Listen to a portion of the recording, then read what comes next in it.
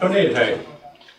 Tervetuloa kaikille seminaarimme haasteena keuhkosyöpä, miten takaisin syövänhoidon mallimaaksi. Ja kysymys on tärkeä, koska keuhkosyöpä sairautena on vaikea ja hoitotulokset tänä päivänä ovat syöpäsairauksista huonoimmista päästä. Tämän seminaarin järjestävät yhteistyössä Eduskunnan syöpäverkosto ja Pulmones Suomen keuhkosyöpäyhdistys. Ja tervetuloa myös minun puolesta. Olen Jaakko Jauhiainen, toimin itse asiassa Pulmonesin hallituksessa ja toimin tänään fasilitaattorina. Meillä on erittäin hyviä esityksiä, joissa on paljon tietoa. Tulen toimimaan myös armottomana kellohautajana. Meidän yhdistys on itse asiassa ainoa potilasyhdistys Suomessa, joka ajaa puhtaasti potilaiden etua. Aloitimme toiminnan 2023 ja tänä vuonna meidät on sitten rekisteröity yhdistykseksi. Ja yhdistyksemme tavoitteena on erityisesti toimia vertaistukena ja ajaa keuhkosyöpäpotilaiden etua. Tätä tilaisuutta voi myös seurata striimattuna YouTube-kanavalla. Ja meillä on täällä koko hallitus paikalla. Raija Peltonen, Heidi Tents, Suvi Radin, minä ja Kai Lehtinen. Minulla on ilo kutsua Sari Sarkomaa, syöpäverkoston puheenjohtaja, avaamaan tilaisuus. Ole hyvä, Sari.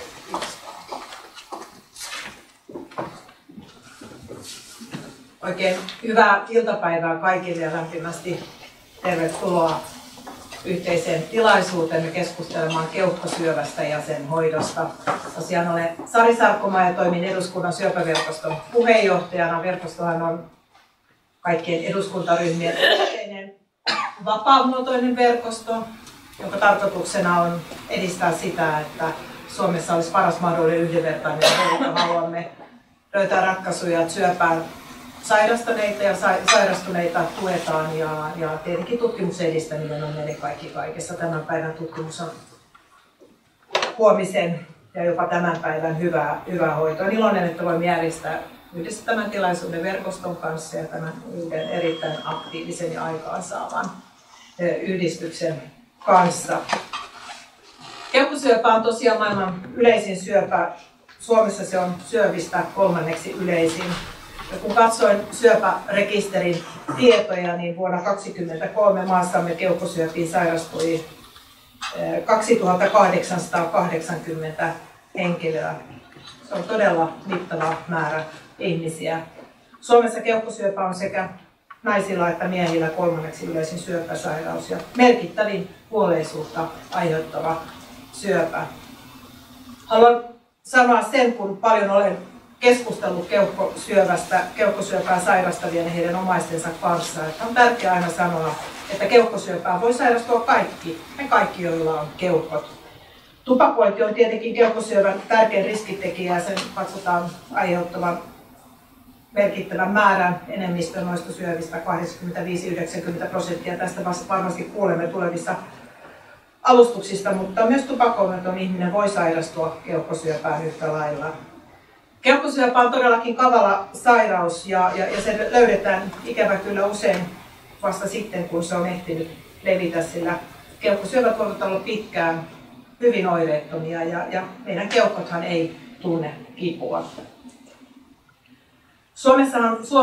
Suomessa syövän hoito on merkittävästi edistyksellistä. Me voidaan sanoa, että me olemme kärkimaa syövän hoidossa monella tapaa. Mutta keuhkosyövän hoitotulokset ovat usealla mittarilla jääneet jälkeen muista Pohjoismaista. Ja tämä aiheuttaa suurta henkilökohtaista kärsimystä potilaille ja heidän läheisilleen. Ja on myöskin merkittävä epäkohta, johon meidän on saatava muutos. Ja siksi me täällä olemme tänään koolla. Me pohdimme tänään perusterveydenhuollon hoitoon pääsyä ja kuvantamisen voimavaroja siellä.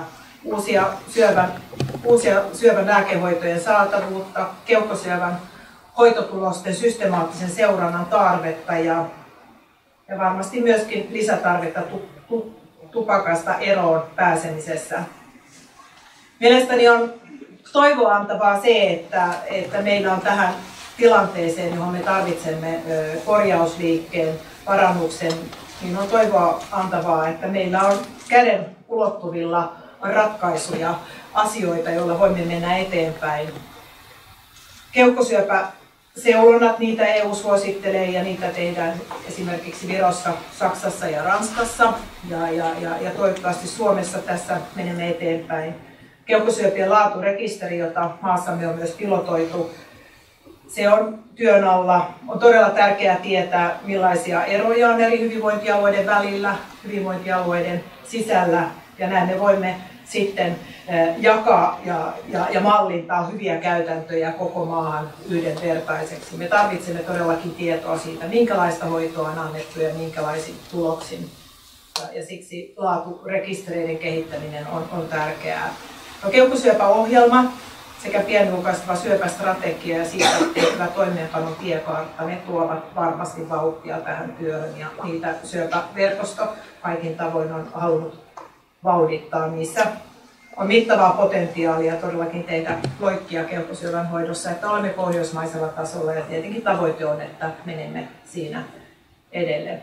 Näistä asioista muun muassa kuulemme tänään asiantuntijoiden puheenvuorot sekä täällä on erittäin monta kansanedustajia, jotka ovat paneutuneet erityisesti syövän hoitoon ja ylipäätään tekevät ahkerasti työtä sen eteen, että Suomessa olisi yhdenvertainen hoito kaikille asuinpaikasta ja sairaudesta riippumatta. Eli meillä on kommenttipuheenvuorot ja aikaa myöskin sitten varattu keskusteluun.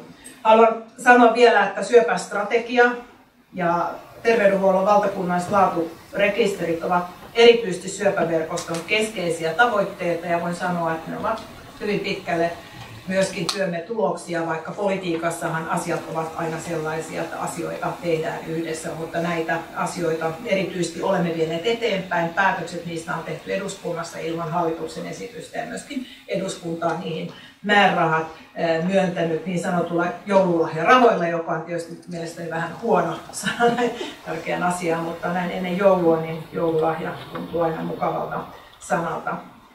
No, me toimimme syöpäverkostossa, minkä sanon viimeisenä vielä tässä, toimimme erittäin tiivissä yhteistyössä asiantuntijoiden kanssa ja syöpäjärjestöjen erilaisten vapaaehtoisjärjestöjen kanssa ja olemme siitä yhteistyöstä kiitollisia, ilman sitä emme voisi toimia ja tämäkin tilaisuus on todellakin yhteistyössä tehty.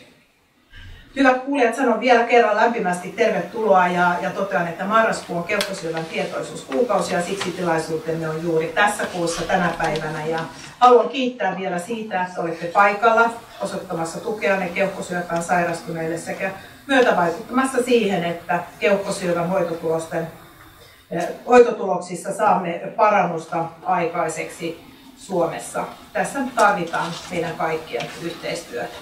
Toivon, että tästä tilaisuudesta tulee onnistunut ja uskon, että näin tapahtuu. Tervetuloa.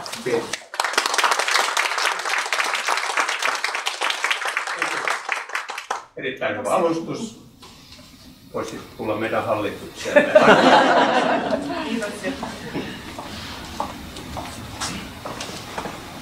Hyvä. Ensimmäinen asiantuntijapuheenvuoro Heidi Andersen, missä mennään keuhkosyövän osalta. Ole hyvä. Mä alan sitten huitoa, kun paikka alkaa loppua. 5 minuuttia. Tosissaan olen Heidi Andersen, keuhkolääkäri, joka on tehnyt koko työurani keuhkosyövän kanssa ensin täällä Helsingissä ja sitten Vaasassa ja sen jälkeen Tukholmassa ja nyt taas Vaasassa. Ja mä toimin lääkärin työn lisäksi kliinisenä opettajana tutkijana. Hyvät kuulijat, on ikävä aina aloittaa sillä, että Suomessa tosissaan keuhkosyövän tulokset eivät ole niin hyvät kuin ne voisivat olla, mutta meillä on kyllä mahdollisuus niitä parantaa. Tosi monesti keuhkosyöpä löydetään myöhäisessä vaiheessa, joka johtaa siihen, että vain pieni osa pystytään leikkaamaan. Leikkaus on yksi parhaimmista parantavista hoidoista.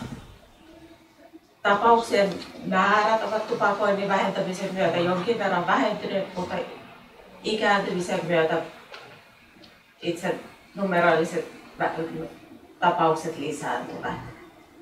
Keuhkosyöpä kuuluu niihin sairauksiin, joissa on tosi suuret sosioekonomiset erot, eli matala koulutustaso vaikuttaa sekä esiintyvyyteen että ennusteeseen.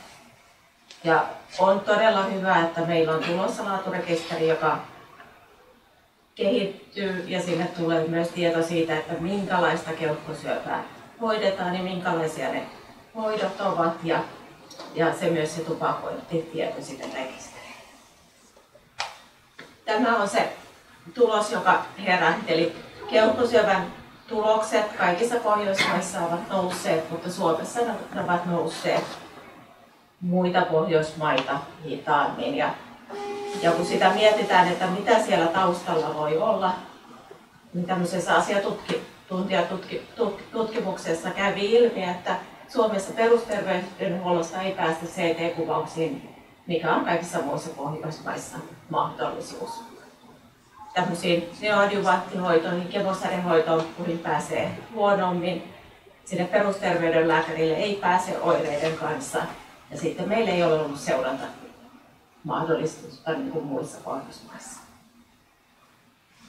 Jos mietitään, mihin se johtaa, eli Suomessa kuollaan keuhkosyöpään ja osittain aika turhaan.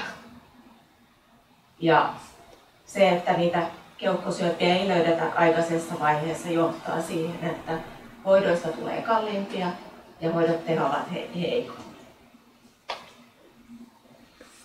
Keuhkosyöpä on pitkään oireiton ja oireet ovat aika yleisiä muillakin kuin keuhkosyöpää sairastavilla. Eli on yskää, hengenahdistusta, on keuhkokuumeita, jotka paranevat huonosti, voi olla erilaisia kipuja, voi olla veriyskää, voi laihtua ja niin kuin yleisiä syöpään liittyviä oireita.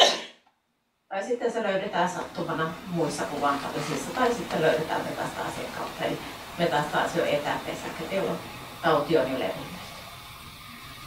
Meillä Suomessa on tehty pari tällaista pilottia, jossa on katsottu, että pystytäänkö terveyskeskuksesta lähettämään potilaat CT-kuvauksiin. Porissa on menossa pilotti, joka toimii tosi hyvin. Ei ole mitään ongelmia siinä, etteivätkö suomalaiset terveyskeskuslääkärit tunnistaisi juuri oikeita potilaita. Ja tuolla meidän alueella Pietarsaaressa on pyörinyt pilotti, jossa ei ollut mitään ongelmia.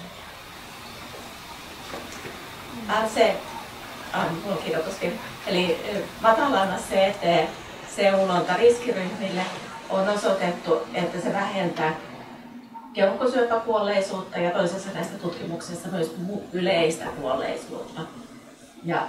Ja se, mikä riskiryhmä on, niin se on monesti niin kuin pitkään tupakoituneita ihmisiä, vähän iäkkäämpiä. Ja se, kuinka suurella riskillä kannattaa seuloa, niin onko se 1% vai 2% vai 1,5% erilaisten niin kuin riskilaskureiden kanssa on se, mitä tällä hetkellä niin kuin koko Euroopassa mietitään, kun sitä seulontaohjelmaa pikkuhiljaa tullaan tekemään. Meillä on Oulussa ollut pieni keuhkosyöpäseulontaprojekti, josta niin kuin löydettiin 6 keuhkosyöpää, joista 5 aikaisessa vaiheessa, kun seulottiin 200. Eli aika hyvä tulos. Nyt on käynnistymässä tammikuussa seuraava tupakointi lopettamisprojekti, jossa osalle tai tutkittaville tarjotaan sitten CT-kuvausta matalalla annoksella.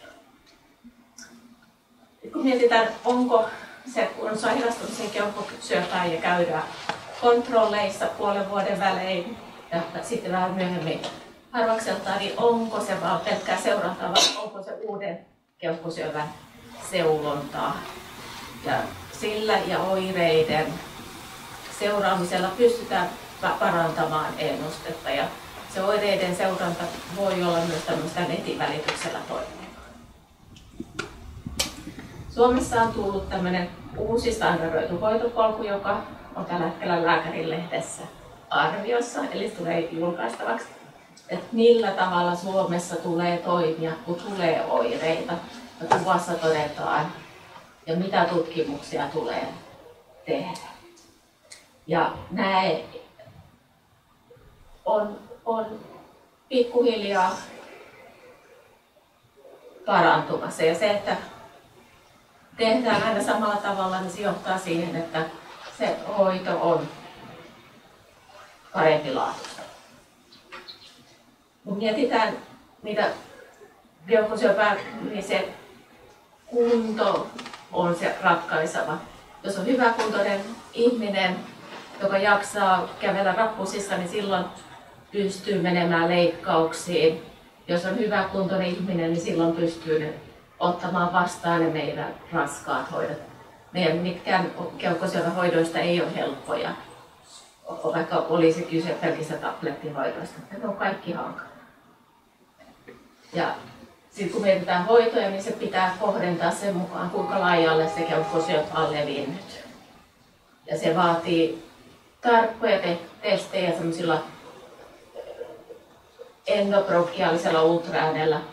Otetaan näytettä imusolmukkeista ja katsotaan semmoisella PET-CT-kuvauksella, että missä kaikkialla kehossa on aktiivista. Tämä tulee kuvata, jos mietitään hoitoja, pystytään parantamaan ja varmistamaan, että siellä ei ole levinneisyyttä. Noin 10% on tutemisvaiheessa jo aivoetäpesäkkeen. On yleinen ongelma. Ja kun tieto kehittyy, niin meidän suositukset päivittyy ja suomalaisten suositusten tulee vastata eurooppalaisia suosituksia, jotka niin kuin on tosi järkeviä. Eli kunnolla diagnoosi, kunnolla näytteenotot ja mietitään sitten se paras mahdollinen hoito sille potilaalle. Keuhkosyöpää on ei-pienisolusta ja sitten on pienisolusta. Ja näissä adenokarsinooman määrä on viime vuosina lisääntynyt aika paljon. Ja on paljon eri hoitovaihtoehtoja. Ja se, että me hoidetaan aina potilasta sillä tavalla, että hoitosuositus on oikeasti sitä noudetaan, niin silloin pystytään parantamaan sitä ennusta. Meidän Suomen keuhkosyövän hoitotulokset, kun päästään leikkaukseen, niin on yhtä hyvät kuin muualla Euroopassa. Sitten kun päästään hoitamaan, niin silloin oikeasti ei ole eroa, eikä se on oikeasti hyvää hoitoon pääsee. Ja se, että nyt jos todetaan keuhkosyöpä, niin se ajatus siitä, että se olisi kuolemantuomio, niin se ei enää olekaan välttämättä totta. Koko ajan meidän hoidot kehittyy ja aina ne ennusteet paranee. Noin 80% keuhkosyöpäpotilaista löytyy joku mutaatio siitä taudista ja noin 40% löytyy sellainen, joka vaikuttaa hoitoon. Meillä on 9 geeniä, jotka pitäisi sieltä tarkistaa. Ja se, että testataan ennen kuin hoidetaan, niin vaikuttaa siihen ennusteeseen. Ja tosissaan se nopea diagnoosi tarkoittaa mahdollisuutta parantavaa hoitoa. Eli mitä aikaisemmin diagnosoidaan, sitä paremmin sitä menee. Eli sen lisäksi, että me siellä terveyskeskuksessa tunnistetaan ajoissa, päästään siihen seulontaan, niin myös sitten kun se tulee se epäily, niin meidän pitäisi olla nopeita siinä diagnoosin tekemisessä ja tehdä standardisoidusti se diagnoosi niin, että kaikki palikat tulee oikein. Eli kunto, levinneisyys, kunnolliset näytteet ja molekyyligenetiikka. Ja me ollaan siinä meidän uudessa hoitopolussa asetettu yhteiset aikatavoitteet, joilla pyritään pienentämään sitä keuhkosyövän kuolleisuutta niin kuin osaltaan. Sitten päästään siihen myyttiin, josta Sari kertoikin, että keuhkosyöpä ei ole pelkästään tupakoitsijoiden tauti. Meillä on paljon niin kuin erilaisia altisteita työssä, radonia, geneettisiä tekijöitä ja semmoisia ihmisiä, joita ei uskoisi, että koskaan sairastuisi keuhkosyöpä tähän sairastumaan. Mutta se tupakointi on kuitenkin suuri riskitekijä, ja jos sen saataisiin pois, niin meidän keuhkosyövän esiintyvyys selvästi laskisi. Ja me pystyttäisiin vähentämään selvästi kuolleisuutta. Ja sitten jos se keuhkosyöpä on tullut ja se tupakoinnin lopettaa, niin siinäkin vaiheessa se vaikuttaa ennusteeseen, että koskaan ei ole liian myöhäistä lopettaa.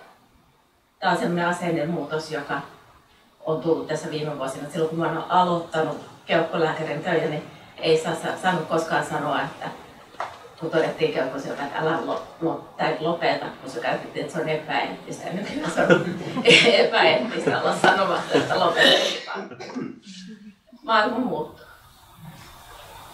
Mutta se, mitä mä haluan sanoa, että keuhkosyöpä on siis sairaus, jonka hoito ja ennuste muuttuu ja ne paranee. Ja Suomessakin on mahdollisuus parantaa sitä ennustetta jo. Keuhkosyöpää pystyy myös ennaltaehkäisemään osittain sillä tupakoinnin lopettamisella. Ja sen seulonnan aloittamisella riskiryhmillä niin pystytään vähentämään kuolemia ja sillä nopealla diagnostiikalla pystytään vähentämään kuolemia. Ja nämä meidän uudet hoidot on tosi hyviä, pidentää elinaikaa ja vähentää ennenaikaisia kuolemia. Eli se mun ehdotus on tällä, että me tehtäisiin nopean diagnostiikan yksiköitä, joka on hyvinvointialueelle ja selvät sellaiset ketjut, minne mennään. Kaikille tarjottaisiin biomerkkitestaus, eli oikea diagnoosi, mitä hoidetaan. Ja sitten oireisten potilaiden varhaisdiagnostiikka. Ja sitten se meidän standardihoitotu hoitopolku, jota me ollaan nyt kehitetty, niin se koko maahan käy. Siellä ne moniammatilliset tiimimiitingit potilailla on tosi tärkeä osa sitä. Mietitään kerran, mikä se oikein hoituma. Ja koska se tupakointi on sellainen, johon pystytään puuttumaan, niin se tupakoinnin lopettaminen tuki on niin kuin osa sitä hoitoa. Ja se ulonta riskiryhmiä. Ja tämä meidän kenttä, josta kuullaan, niin vaatii kyllä niin kuin vahvistamista. Että meillä on PET-CT:tä kyllä osissa sairaanhoitopiireissä. EPUS oli se meidän endoprokielinen ultraääni, jolla pystytään katsomaan ne immuusolmukkeet. Sitä on muutamissa paikoissa. Sädehoito on 13 yksikössä. Kirurgia on keskitetty ja se on hyvä, että se on keskitetty. Ja sitten ihan pikkunäytmuutoksille on tulossa tämmöinen robottibronkoskopia nyt sitten Helsinkiin. Se vaatii nukutustoimia. Ja aina kun puhutaan keuhkosyöpästä, niin muistakaa se, että oireen mukainen hoito keuhkosyöpässä on osoittanut sen, että elinaika pitenee, että ei kannata vastustaa sitä niin kuin siinä rinnalla. Kiitos.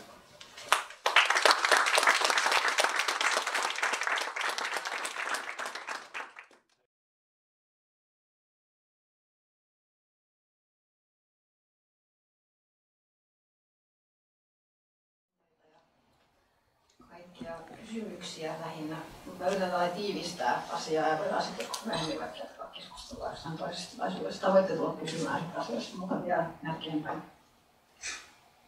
Ja sidonnaisuudet näin nopeasti, siis olen TYKSissä on töissä Keuhkoklinikassa ja lisäksi toimin päätutkijana useammassa keuhkosyöpälääketutkimuksessa, niin lääkefirmojen tutkimuksissa, mutta myös tutkijalähtöisissä ja akadeemisissa tutkimuksissa. Mä olen Suomen keuhkosyöpäryhmän puheenjohtaja. Tällä hetkellä tehdään sitä lääkehoitosuositusta Suomeen. Aina melkein pari kertaa vuodessa pitää päivittää, kun niin paljon tulee koko ajan uusia lääkkeitä. Lisäksi on asiantuntijatehtävissä ulkoisissa firmoissa.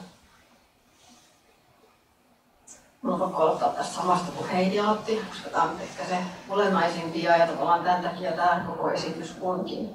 Ja mä oon pyydetty puhumaan tässä Suomi versus muut Pohjoismaat. 5-vuotis elossaolo Pohjoismaissa vaihtelee paljon, varsinkin vähän Suomi on jäänyt jälkeen muista. Ja tosiaan miehillä 5-vuotiselossaololuku tai prosentti on noin 17% ja naisilla noin 27%, kun norjalaiset ja ruotsalaiset naiset on tosiaan tuon melkein 40% tienoilla. Ja tämä, niin kuin Heidi puhui jo hienosti, tämä on tosi monitekijäinen asia ja mikä yksi asia, mikä tämän tekee tämän eron. Sen takia meillä on Keuhkosyöpäohjelma ja paljon erilaisia projekteja, että yritetään nyt monin tavoin tätä parantaa. Tietenkin Suomessa sitten tätä elossaololukua. Ja esimerkiksi se varhaisdiagnostiikka on tosi tärkeä ja päästäisiin leikkaamaan potilaita enemmän. Mutta lisäksi siis lääkehoito on tosi tärkeää tässä keuhkosyövän hoidossa.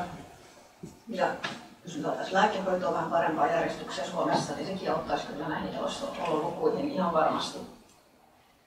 Mutta sitten niin kun voin kertoa tarkemmin niistä Suomen lääkehoitoprosesseista, niin kerron vähän siitä lääkehoidosta. Niin keuhkosyöpää hoidetaan, on monta eri asiaa, mikä vaikuttaa siihen, että valitaan se hoitomuoto keuhkosyöpäpotilaalle, mutta yleisesti tämä stage tai levinneisyysaste on se, mikä vaikuttaa eniten siihen hoitomuotoon. Et jos on ihan paikallinen syöpä, niin sitten yleensä pyritään leikkaamaan ja sitten siihen nykyään suositellaan yhdistettäväksi syöpälääkehoitoja. Jos on paikallisesti edennyt, että se on vähäisiä ihmisluonteisiin levinnyt syöpä, niin sitten pyritään hoitaa sädehoidolla ja lääkehoidoilla. Mutta sitten just valitettavasti on niin puolet keuhkosyövistä sellaisia, että on levinneitä siinä kohtaa, kun ne todetaan, ja sitten näissä on lähinnä se lääkehoito, sitten se hoitomuoto on tosi karkea nyt. Näitä ei saa kukaan nyt tästä kysyä, mutta tavallaan, että jos ei tiedä asiasta kauheasti, mitä on niin se perusperiaate, karkea periaate. Mutta kuitenkin lääkehoitoja tarvitaan niin joka kohdassa. Koko ajan pitää niitä miettiä, että miten pystytään yhdistämään lääkehoitoa muihin hoitomuotoihin. Ja sitten jos lähdetään näistä eri lääkehoidoista, niin sytostaattihoito on yksi. Se on se perinteinen, se on musalpajahoito, tai jotka sanoo solumyrkkyhoito. Niitä on silloin 90-80-luvulla ollut käytössä, osittain vaihteessa käytössä. Onneksi hoidot on tästä kehittynyt. Mä kuitenkin näytän tämän, että jos on nämä perussytostaattihoidot, mitä edelleen joissain tilanteissa käytetään, nykyään yhdistellään aika paljon muihinkin hoitoihin. Jos olisi pelkkä sytostaattihoito, niin sitten se on tämä elossaololuku, joka vuodessa suurin osa kuolee, tai ainakaan ei 3 vuotta elä, jos vertaa siihen ensimmäiseen pohjoismaisten käyrään. Niin silloin alkuvaiheessa oltiin tässä tilanteessa. Ja Suomi on tästä vähän parempi tällä hetkellä, mutta ei hirveän paljon parempi. Meillä olisi jotain tehtävää tälle, mutta sitten uudet immunologiset syöpälääkehoidot on mullistanut keuhkosyövän hoidon, niin kuin monen muunkin syövän hoidon. 10 vuotta sitten tuli ensimmäiset immunologiset hoidot keuhkosyöpää, ja se oli kyllä hienoa, että nämä tähän tuli. Ja nyt nähdään tässä, on ihan erilaiset elossaolokäyrät. Tuo vuosi on tuolla jo aika kaukana, että siellä on ei niin moni enää kuole vuoden sisällä. Tietenkin tästäkin on taas tosi paljon eri alaryhmiä keuhkosyövässä ja ne, jotka hyödyntää tehoa ja joillekin ei tehoa ja muuta, mutta kuitenkin täällä on tämmöinen 30%, jotka elää sen 5 vuotta ja sitten se yleensä jää tämmöinen plateau tavallaan tähän, että niitä on niitä potilaita, jotka ei se syöpä tule enää takaisin. Tänään olin töissä aamulla, niin oli just semmoinen, jolla oli 6 vuotta alkaa tulla täyteen siitä immunologisesta hoidosta, eikä se ole tullut se syöpä takaisin, vaikka se on levinnyt tauti, luusta on levinnyt keuhkosyöpä, niin ei ole tullut takaisin immunologisen hoidon jälkeen. Tämä on kyllä ollut tosi hieno. Ja tässä on vertailuharna, mitä sanoo sytostaattihoito, mutta tietenkin nämä potilaat on sitten saanut sen sytostaattin jälkeen immunologista hoitoa, että sen takia eksyy näin pitkään hengissä, että ei ole saanut pelkkää sytostaattihoitoa, se olisi epäeettistä tietenkin. Ja sitten on täsmälääkehoidot. Me ollaan 3 eri hoitomuotoa, että on sytostaatti, immunologinen hoito ja täsmälääkehoito. Meidän keuhkosyövän hoidot tällä hetkellä. Niin täsmälääkehoidollakin saadaan ihan hurjan hyviä tuloksia. Ei tietenkään kaikista hoidoista, taas on yksilöllisiä tilanteita, mutta esimerkiksi ALK-positiivisille alektiivilääke on ihan hurjan hyvä. Nyt tuli just uusimmassa kongressissa tuli nämä elossaololuvut. Eli mediaani elossaolo on lähes 7 vuotta. Sitten ollaan se keskivä on 7 vuotta. Tämä on tosi hienoa. Ja tässäkin on tämmöinen, että osa on aggressiivisempia tauteja, että näkee, että ei pysy hengissä kaikki niin hyvin, mutta sitten on tämmöisiä, jotka pärjää tosi pitkään. Näitäkin on paljon tällaisia potilaita, että vaan voi ihan normaalisti syö tablettilääkettä kotona ja käy kontrolleista ja elää ihan normaalia elämää. Niin tämmöisiä, nämä on hienoja juttuja, tämmöiset käyrät. Ja sitten, jos päästään eteenpäin, niin tosiaan Leini mainitsi, että on niitä mutaatioita, että tosi monen tupakoimattoman keuhkosyövän taustalla on mutaatio, joka on tehty sen taudin tavallaan Eli keuhkosyövän pitäisi katsoa 9 eri mutaatioita siinä diagnoosivaiheessa, ja sitten jokaisen mutaatio on omat hoitonsa. Tämä on yksi, mikä hankaloittaa vähän tätä lääkehoidon toteutusta ja arviointiprosesseja ja kaikkia Kelan korvattavuuksia, koska tämä alkaa mennä niin pieniin analytmiin, että tämä keuhkosyövän hoito. Keuhkosyövä on yksi iso yläotsikko ja sen alla on tosi monta alaryhmää, missä on kaikissa omat hoitosuositukset. Tulee koko ajan uusia lääkkeitä. Koko ajan seuratakin vähän tätä tutkimustietoa koko ajan. Tässä on valkoisiksi ruuduissa nyt nämä mutaatiot ja sinisiksi ruuduissa lääkkeet, miten sitä hoidetaan. Tämä on niitä ESMAn Euroopan syöpäyhdistyksen suosituksesta kotiin tämä kuva. Ja sitten lääkearviointiin Suomessa. Miten me saataisiin lääkkeet käyttöön? Tämä on vähän hankalampi prosessi. Laitetaan koko kaapio tähän näin. On sellainen vähän ahdistusta ajattava jotain kaapio. Ja sitten se, että miten ne lääkkeet siellä kulkee, niin on semmoinen, että hän pitäisi saada nyt jotain selkeytystä. Suomessa siis jaetaan niin kahteen nämä lääkkeiden arviointiprosessit. On sairaalalääkkeet, eli tavallaan tiputettavat, eli infuusiolääkkeet, ja sitten on tablettilääkkeet, avohoitolääkkeet. Ehkä tämmöinen erikoinen jako, mutta näin on päätetty, jos hän ottaa tehdä. Niissä on omat arviointiprosessit. Mä ajattelin, tästä tein vähän tämmöisen, että näkee jotain noista laatikoista, niin tablettilääkkeiden arviointiprosessi on ehkä vähän selkeämpi. Jos tulee uusi tablettilääke, niin ensinnäkin se on EMAssa eli Euroopassa hyväksytty ensin ja arvioitu ja katsottu kaikki tutkimustulokset ja sitten se hyväksytään Euroopassa, niin sitten se tulee Suomeen se myyntilupa. Sitten sen jälkeen käsitellään tuolla Hillassa eli hintalautakunnassa. Siinä on tämä Hilla toimii hyvin, että se keskustelee, siinä voi lähettää tutkimustietoa, jonka kanssa voi miettiä esimerkiksi erilaisia alaryhmiä. Keskustellaan, kenen että olisi just hyvä tämä lääke. Ja sitten lisäksi tämä Hilla käy näitä kustannusneuvotteluja, että pystyy sen hinnan kanssa lääkefirmat neuvottelemaan, että mikä olisi sellainen hinta sille lääkkeelle, millä suomalaiset suostuisivat sitä käyttämään, millä Kela suostuu sen korvaamaan. Että tämä on tosi tärkeä ero nyt verrattuna siihen sairaalääkeprosessiin, että tämä on toiminut hyvin nyt, kun on tullut näitä ehdollisia korvattavuuksia, riskienhakosopimuksia. Meillä on paljon paremmin viime vuosina saatu tablettilääkkeitä käyttöön, kun vertaa johonkin 10 vuoden takaa, milloin ei ollut tämmöisiä kunnon neuvotteluita. Tämä on yksi toiminut hyvin. Tietenkin tässäkin on jotain korjattavaa kyllä ja tehostettavaa ja parannettavaa, mutta silti toimii paremmin, että saadaan neuvoteltua Hilan kanssa näistä asioista.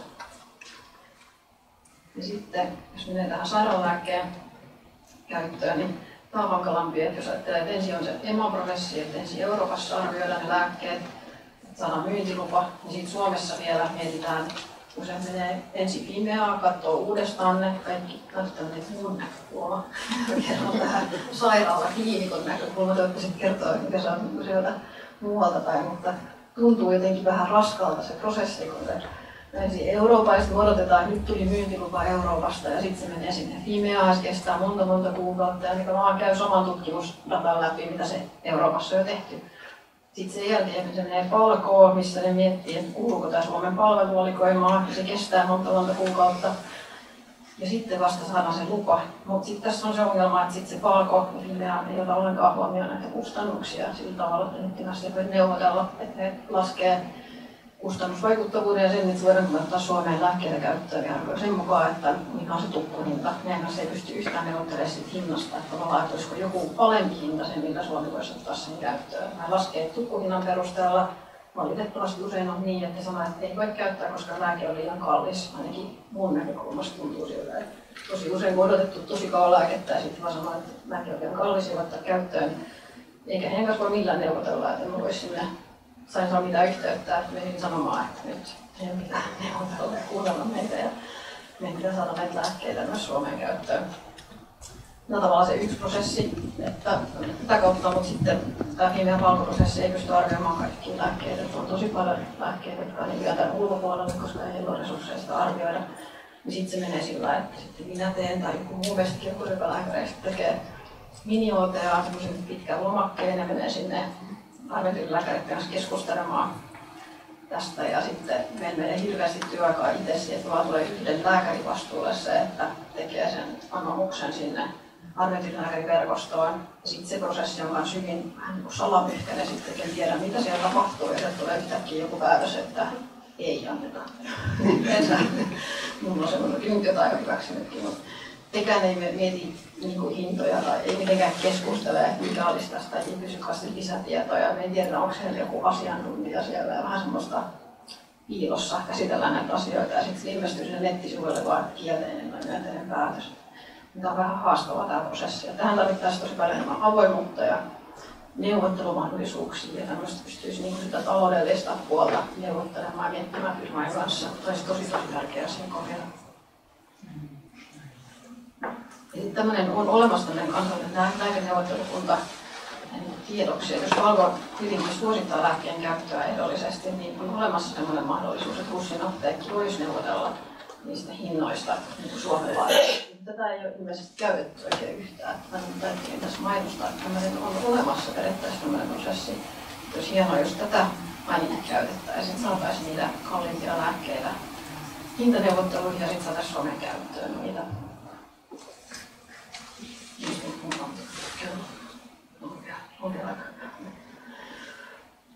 Ja sitten että mä tällaisia erilaisia kaavioita tässä seuraavaksi näytän, että esimerkiksi syövän kustannukset hyvinvointialueittain on tässä, mutta lähinnä toi ympyrällä ympyröity tässä, että mikä on kokonaismäärä syövänhoidon kustannuksissa niin kuin Suomessa, jossa eri vuodet valkeista. Nyt ottaa koko dia nyt tähän, että tässä näkyy kaikki tiedot, mutta tämmöinen syöpäsäätiön tekemä kustantama syövän kustannukset Suomessa raportti. Niin ajatellaan, että kyllä ne tosi hyvin ainakin toimii ne valko-ohjelmia ja kaikki tämmöiset arviointisysteemit, että ei ole noussut syövän kustannukset, enemmän ehkä vähän laskenut, jos otetaan tällainen, kun on niin kuin suhteutettu niin tähän yleiseen hintatasoon. Tuossa se näyttää, että niitä kustannukset nousee, mutta yleisen hintatason perusteella ei ole niinkään noussut. Että me ollaan toiminut, mutta ehkä voisi ajatella, että kun uusia lääkkeitä tulee, niin voisi ehkä vähän ihan pikkuisen noustakin kustannukset. Sitten tämmöisiä kaikkia löytyy, kun etsii aihe, että miten Suomi verrattuna muihin maihin. Niin tässä on tämmöinen raportti, joka on tehty Cancer in Europe tänä vuonna. Tai tämmöiset nettisivut, mistä tuli just tää Sveitsi ja Austria, Itävalta otettu esiin, että mitä otsikko on tommoinen, mutta että miten käytetään rahoja syöpälääkkeisiin Euroopassa, niin Suomi on tässäkin aika tuolla matalalla. Että ei semmoista ole, että Suomi on nyt ihan hirveästi tuhlaisrahoja. Ja semmoista, että kyllä se arviointi toimii tällä hetkellä. Mutta tietenkin voisi ajatella, että jos verrataan muihin maihin, niin meillä ei ihan rahaa niin paljon sitten käyttää lääkkeisiin, tai sitten ne vaikka tiukat kriteerit, että voisi miettiä, miten sen saisi sitten vähän ehkä tehokkaammaksi ja paremmaksi lääkehoidon näiden kustannuksen osalta kanssa. Ja sitten tämä on ehkä se yksi huolestuttavimpia kaavioita, joka on myös tämmöinen, missä on immuunisten hoitojen käyttö Euroopassa. Mä äsken näytin sen hienon käyrän, missä se paranee immuunisilla hoidoilla. Niin Suomessa on immuunisia hoitoja, nyt kaikki syövät. Se pelkkä keuhkosyöpä, mutta kuitenkin Suomessa on tosi vähäistä käyttöä. Eli siis just keuhkosyöpä sitä on käytetty nyt 10 vuotta. Ehkä yksi iso osa on se keuhkosyöpä tässä. Tämä on tosi huolestuttavaa, koska tämä on yksi iso ero niin pohjoismaisten ja muiden pohjoismaiden välissä ja meidän välissä, kun muualla sitä käytetään enemmän. Esimerkiksi pienisuurisessa keuhkosyövässä Suomessa ei saa käyttää immuunista hoitoa, muualla saa käyttää, tai yhdistelmäimmuunisia hoitoja ei Suomessa saa käyttää, on siis kielletty palkankieltäinen käyttää, ei saa lääkäriverkosta ei saa käyttää ja muissa pohjoismaissa on käytössä.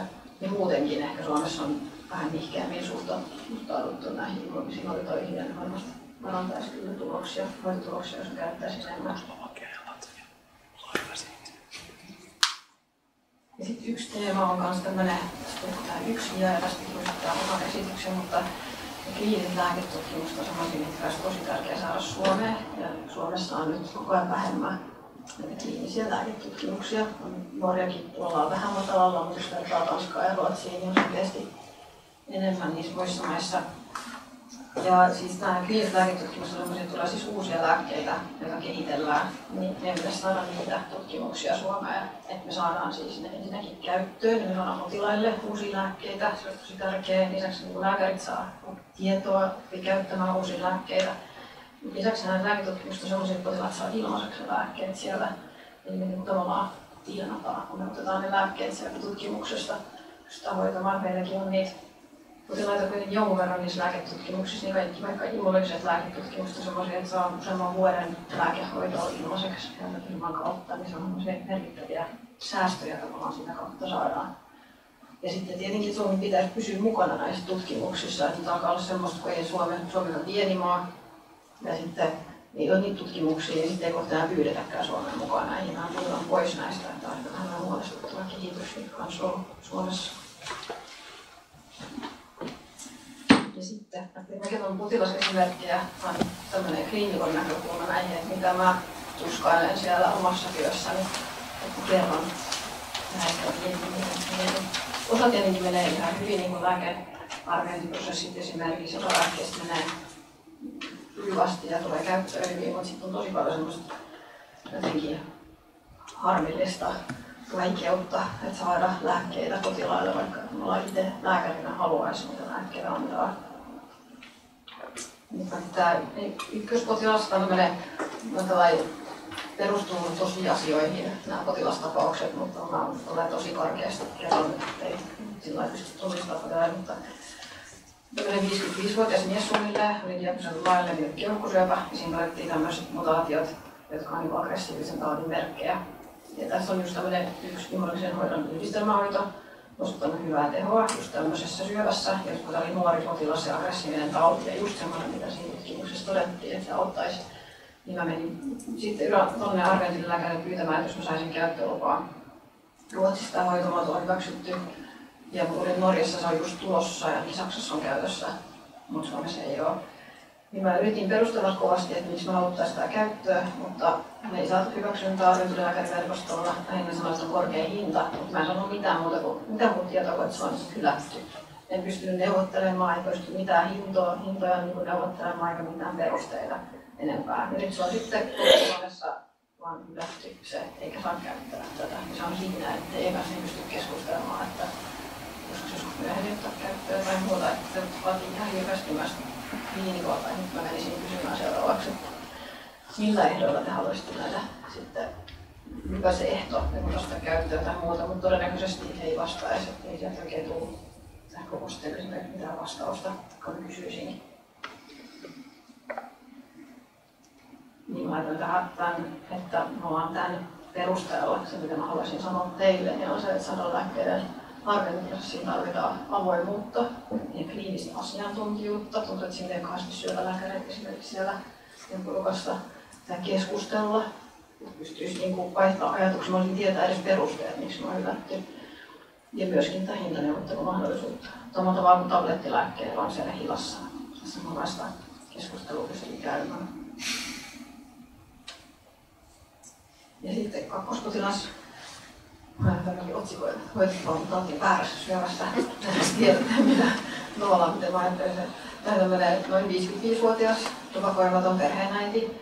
Ei mitään sairauksia tosiaan. Ja sitten hän on just tämmöinen levinnyt keuhkosyöpä todettiin, missä oli mutaatio. Mutta siinä oli tämmöinen erilainen mutaatio kuin VRCA. Ja se VRCA-mutaatio on yleisempi rintasyövässä ja munasarjasyövässä ja siihen on olemassa VRCA-lääke niihin syöpiin. Ja tämä sattuu olemaan nyt keuhkosyövä tämän mutaation kanssa. Niin kuin on kuultu, niin on 9 eri mutaatioita, mitä meillä on olemassa tässä lääkekeuhkosyövässä nämä eri. Mä luettelen näitä, mutta VRCA ei ole tässä 9 joukossa. Meillä ei ole näyttöä tästä. Me tiedetään, että kun on se mutaatio siinä aiheuttamassa, niin täsmälääke kyllä yleensä tehoa ja on maailmassa sellaisia raportteja, että on annettu muualla maailmassa tätä täsmälääkettä myös keuhkosyövässä ja se on auttanut. Koska se on se tietty mutaatio, jos toimii just siihen se täsmälääke.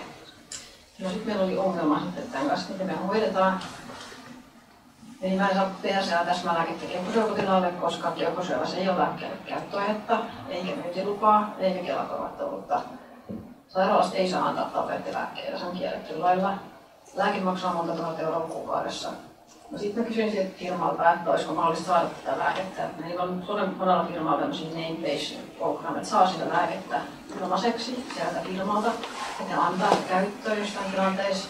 Pitää vaan neuvotella ja kysellä, että siellä usein on sellaisia mahdollisuuksia.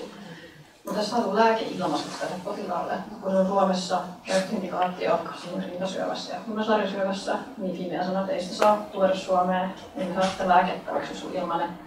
potilaan pitää ostaa se itse, ettei pysty tuomaan tätä ehdotus sitäkään kautta sitä lääkettä.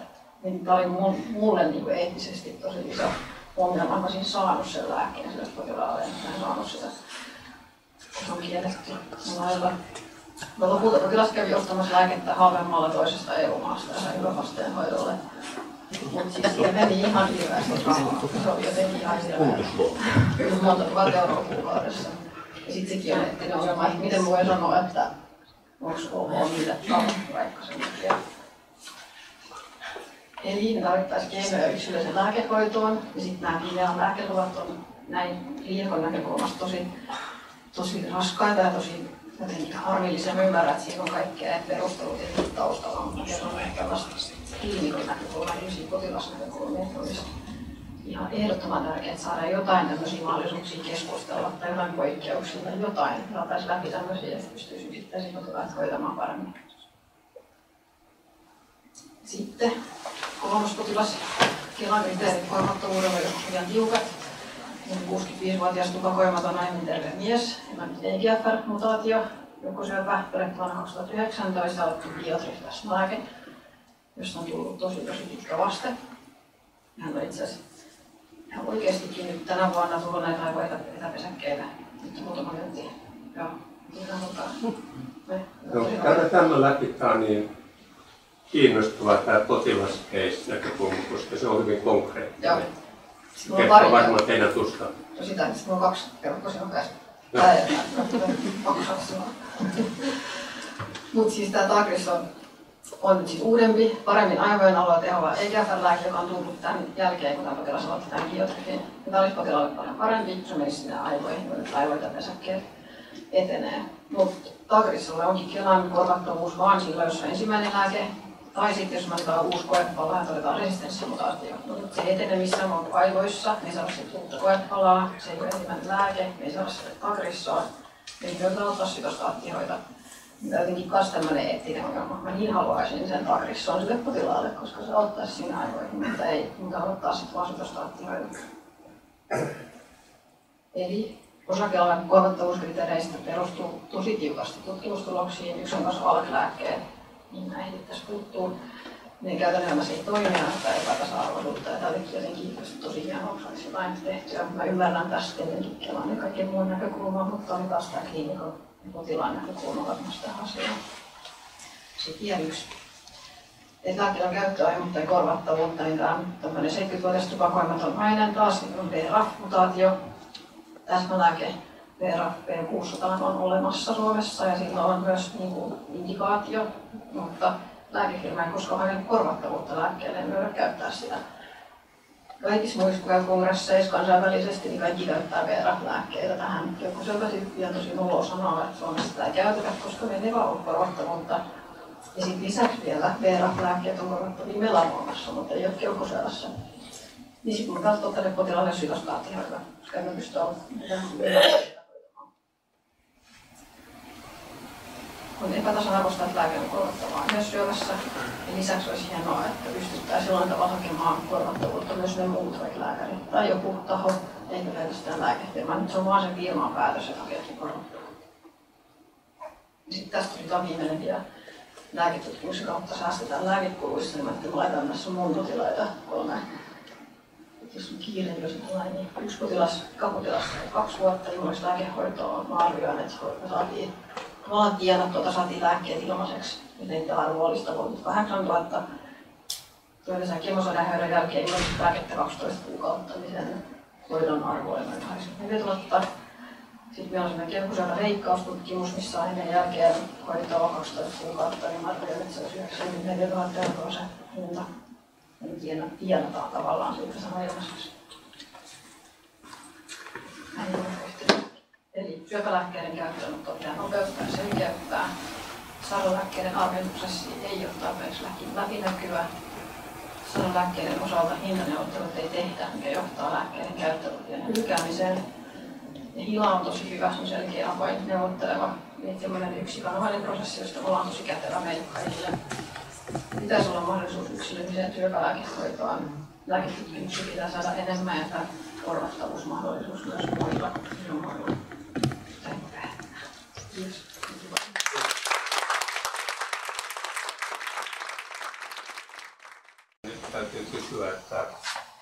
siksi on hyvä, että olemme tänään edustajissa. Tässä vaaditaan lainsäädännön muutos. Kela on pakotettu toimimaan näin. Potilaskeissi 3 on vaimoni keissi. Voin sanoa, että tämä joustamattomuus lääkkeissä on tullut yhteiskunnalle paljon kalliimmaksi kuin se, että hän olisi saanut tarvita. Se resurssien tuhlaus, mitä hänen eteen tehdään, niin aivan hirveä. Nyt tarvitaan, vielä kun ollaan tässä taloudellisessa tilanteessa, että meidän resurssit on tiukalla, niin tämä asia täytyisi selkiyttää, se täytyisi yksinkertaistaa, siitä täytyisi tehdä virtaviivasta. Kiitos.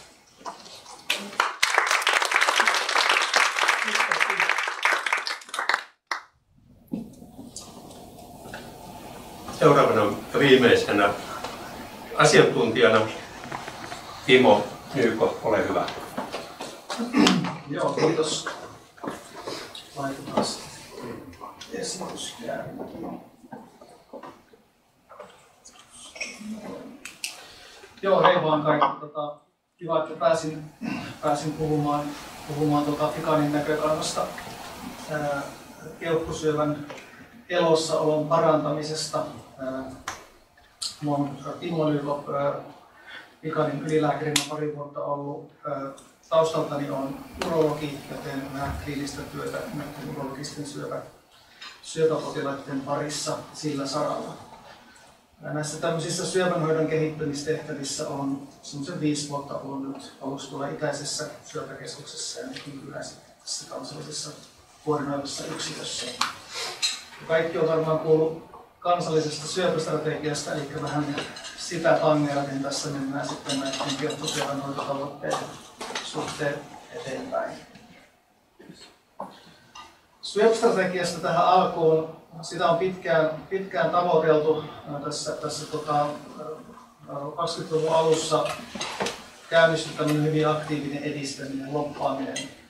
Monella saralla sitten pidettiin meteliä tästä ja sitten vihdoin viimein päästiin tuossa pari vuotta sitten asian äärelle just tämän eduskunnan joululahjarahoituksen turvin ja työ käynnistyi tuossa joulukuussa 2023. Ollaan tehty tätä työtä syöpästrategian ohjausryhmä on tässä ollut keskiössä. Tässä on edustajia ollut Ficanista, syöpäjärjestöistä, THL:stä ja STM:stä ja tämän konklaavin kesken ollaan toimintaa suunniteltu. Varsinaisen strategiatyötä kun lähdettiin tekemään, niin muodostettiin työryhmät erilaisten asiakokonaisuusten ympärille. Tässä oli yli 200 asiantuntijaa mukana ja tätä tässä ollaan nyt painettu menemään semmoinen reilu 1,5 vuotta.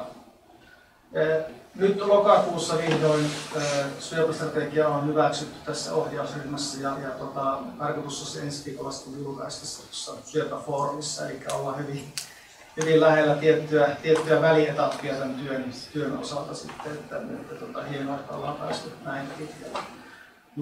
Mutta sen strategian jälkeen on pakko korostaa sitä, että sillähän paperilla ei tee yhtään mitään, vaan kaikki on edessä sen toimeenpanon suhteen. Eli niin se näyttää, että mihin me sitten rahkeet riittää ja miten tätä asiaa saadaan sitten edistettyä. Ja toimeenpanon tiekartan valmistelu on käynnistymässä, missä sitten hyvinkin yksityiskohtaisesti pyritään ottamaan kantaa siihen, miten näitä strategian tavoitteita edistetään. Keuhkosyövästä, miten syöpästrategia parantaa sen ennustetta, niin nämä on tuttuja kuvia. Ehkä vähän kontekstiin vielä tämä keuhkosyövän huono elossaoloennuste. Jos me katsotaan muita syöpiä tässä kokonaisuutena, niin mehän ollaan tuolla niin kuin, miehissä hyvin tällä niin kuin huonon ennusteiden syöpien alahäntänä. Tässäkin on vanhaa prosenttia vielä, mutta aika hännillä ollaan. Naisilla menee aavistuksen verran paremmin tuon keuhkosyövän suhteen. Ja mikä on myös silmiinpistävää, mikä on tullut edeltävissäkin esityksissä hyvin esiin, että tähän liittyy eriarvoisuutta. myös sen perusteella, missä me asutaan. Eli Suomessa ei tosiaankaan, jos tätä katsoo asuinpaikkaa ja myös sosioekonomista asemaa, niin Suomessa se syöpään sairastuminen voi olla hyvin erilaista, missä sä sitten asut ja millainen tausta sulla on. Jos pilkataan näitä ennusteasioita, mä olen nyt jo 3. puhuja, jolla on samat kuvat. Se kuvastaa siitä, että tuo on tärkeä asia ja näitä on helppo esitellä, mutta kyllä meillä parannettavaa ennusteessa on. Tässä on miesten 5-vuotisennustekuvaa ja huolestuttaa tuo kulmakerroin tuossa Suomen käppyrässä. Se pitäisi vähintään saada tuonne samalle linjalle nousemaan. Ja minun on pakko korostaa sitä, että esim. Tanskassa heidän strategiassa he haluavat edelleenkin parantaa ennustetta. Eli ei kukaan ole tyytynyt tuohon tilanteeseen, missä ollaan, vaan me mennään koko ajan eteenpäin. Ja siinä on tärkeää, kun me määritellään tavoitteita, että miten paljon me halutaan parantaa ennustetta, niin sitä ei fiksoida mihinkään tiettyyn kohtaan, vaan halutaan olla muiden Pohjoismaiden kanssa samassa linjassa tähän suhteen. Mitä sitten, jos me aletaan pikkuhiljaa mennä ajatuksissa strategiaan? Kiitos hyville edellä oleville kollegoille, jotka hyvin pohjusti tämän kokonaisuuden. Minun ei tarvitse niihin yksityiskohtiin tässä mennä. Mutta mitä tämä parannus käytännössä niin kuin pitää sisällään? Ehkäisy on oleellinen asia, sillä me voidaan ehkäistä niitä tapauksia, vähentää syöpätaakkaa, tai sitten tämä varhainen toteaminen, mistä on puhuttu. Eli hyviä esimerkkejä erilaisista ohjelmista, missä syöpäpotilaat tunnistetaan perusterveydenhuollossa aikaisemmin ja ohjataan nopeasti sinne kuvantavistutkimuksiin. Toinen varhaisen toteamisen muoto tärkeänä on seulonta. Meillä on Suomessa seulontapilottia tehty Oulussa. Ja nyt vuodenvaihteessa on laajempi pilotti käynnistymässä. Taitaa olla 4 yliopistosairaalassa ja 1 keskussairaalassa tämä käynnistymässä. Ja siihen saadaan huomattavasti reilumpi potilasmäärä sitten mukaan. Eli tässäkin niin kuin hyvää edistymistä tapahtuu. Parannetaan selviytymistä ja huomioidaan myös se, että se pelkkä elämän pidentäminen ei ole pääasia, vaan myös elämänlaatu on tärkeä asia. Eli siihen pitää myös kanssa niin kuin tuoda helpotusta näillä potilailla.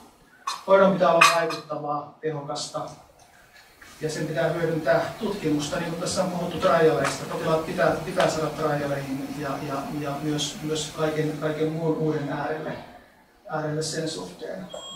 Mun ajatus on siinä, että jos meillä on syöpä, mikä on levinnyt ja potilaan elämä tulee sen syövän takia päättymään aikaisemmin, niin nämä kaikki potilaat pitäisi olla tutkimuspotilaita, koska aina pitää yrittää tuoda jotain uutta sen äärelle. Ja ihminen keskiössä. Koko Suomessa. Sieltä puuttuu aina pois, mutta koko Suomessa pitää tätä työtä tehdä. Peilaan tässä näitä tavoitteita, mitä me ollaan, tai strategisia tavoitteita, mitä me ollaan syöpästrategiaan tuotu. Ne on pilkkoutunut 4 isompaan tavoitekokonaisuuteen. Ensimmäisenä me halutaan vahvistaa osallisuutta ja ihmislähtöisiä palveluita. Eli otetaan ne ihmiset sinne keskelle, ei pelkästään potilaita, vaan ihmiset, heidän omaiset ja kaikki, mitä siihen kuuluu. Tuodaan niitä mukaan siihen keuhkosyövän kehittämiseen ja hoitoon lähemmäksi itse asian äärelle. Ja toinen iso tavoite, vähennetään syöpätaakkaa ehkäisyä varhaisen toteamisen avulla. Eli nimenomaan, mitä tuossa äskenkin sanoin, ehkäistään syöpää ja eri toimenpiteillä pyritään diagnosoimaan syöpä aikaisemmin. Ja mielellään siinä vaiheessa, kun me voidaan tuoda se vielä sen parantavan pääsääntöisesti kirurgisen tai stereotaksisen sädehoidon piiriin, niin se on tärkeä asia. Varmistetaan yhdenvertainen ja vaikuttava syövänhoito. Tämäkin on noussut monta kertaa esiin. Me tarvitaan ajantasaisia hoitosuosituksia, joita toteuttaa hoitopolut, hoitoketjut ja näitä mittaroi laaturekisterit. Me saadaan tietoa koko ajan, mitä täällä Suomessa tapahtuu, miten meidän hoidot etenee ja kaivetaan esiin ne yksiköt, missä saattaa olla vaikka hoitoon pääsyn suhteen viiveitä ja autetaan niitä sitten, että potilaat pääsisivät varhaisemmin hoitoon. Ja viimeisenä strategisena tavoitteena on tuolla Aallonharjalla muuttuvassa toimintaympäristössä, missä nimenomaan tuodaan menetelmiä tämän tutkimusasian tuomiseksi tähän keuhkosyövän ja syöpäpotilaiden hoitoon. Ja lääkehoidon osalta tämmöinen tärkeä kokonaisuus, mistä käytiin paljon keskustelua, on tämmöinen yksikanavaisuus. Eli nimenomaan mikä tämä ongelma oli, että me mennään vähän monen eri polun kautta niiden lääkkeiden suhteen, riippuen onko sulla tablettihoito vai sitten sairaalassa annettava lääke, niin yksikanavaisuus on todettu sellaiseksi yhdeksi etenemismalliksi tässä, missä pääsisi parempaan hoitotulokseen. Pelkästään tavoitteet ei riitä, vaan pitää määritellä, miten asioita mitataan. Toki potilastyytyväisyyttä, sitä on tärkeää mitata tämmöisen niin kuin potilaan raportoimien kokemusten osalta. Eli otetaan aktiivisesti tämmöinen PROM ja PREM-mittarointi käyttöön, että tiedetään, miten ne potilaat kokee omasta hoidostaan, minkälaisia ajatuksia siitä tulee. Ja systemaattisesti tarkastellaan sitä potilaskokemusta. Syöpätaakan vähentämisen suhteen niin tässä ehkä laajemmaltikin syövistä niin jo olemassa olevien seulontaohjelmien suhteen pyritään kansallisesti parantamaan sitä osallistumista niihin ohjelmiin. Vähennetään ehkäistävien syöpien määrää ja ehkä keuhkosyöpään liittyen iso tavoite on tämä, että me diagnosoidaan stage 1 tai 2 vaiheessa yhä enemmän ja enemmän niitä syöpiä.